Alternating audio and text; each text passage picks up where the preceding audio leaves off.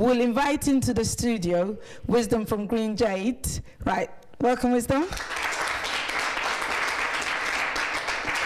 Right, thank you for coming in. Let us hear your comments on this topic, because I know you feel quite passionate about this.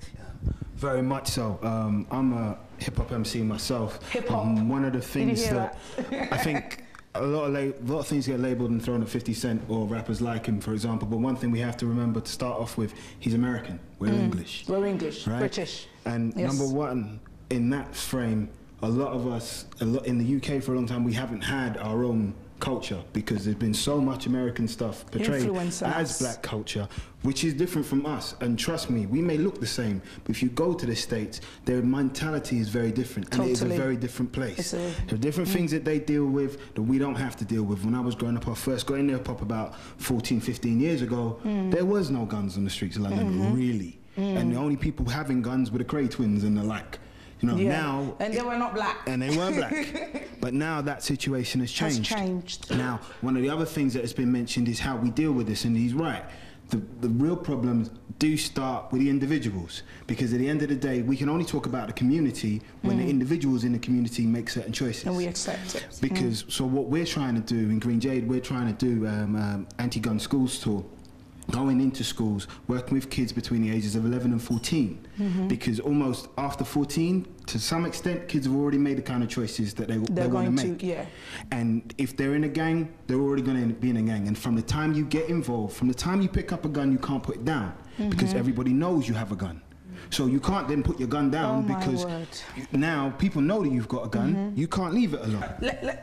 Let's speak to you, Nathan, because you've got a lot to say on this. What the world doesn't understand, right, is that survival is not about preservation sometimes, it's about predation.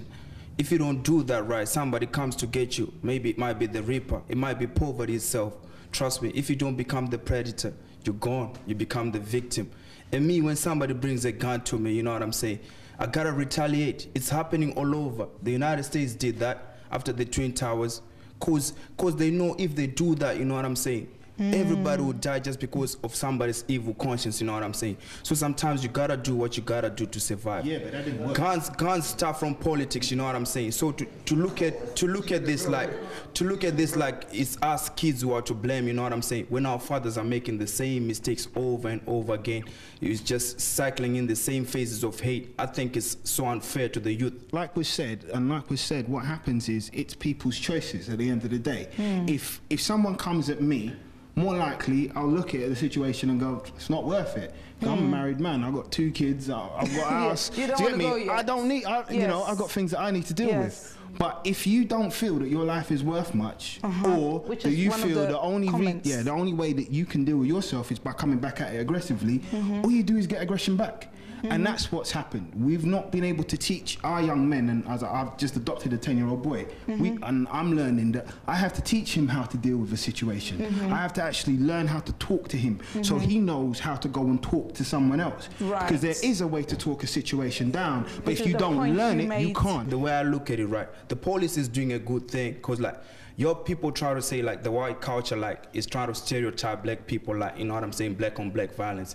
I just look at it as the technology, right, is just a deep form of conscientization, you know what I'm saying, to tell you that your black people are hating each other too much, you know what I'm saying, you gotta stop it. So I think what the police is doing is good, you know what I'm saying, but just because the police is so outnumbered, you know what I'm saying, in the streets, which is the point they can't be everywhere, you know what I'm saying. So if the police is not everywhere, I'm gonna be my own police, you know what I'm saying, I'm gonna defend myself with whatever I have to.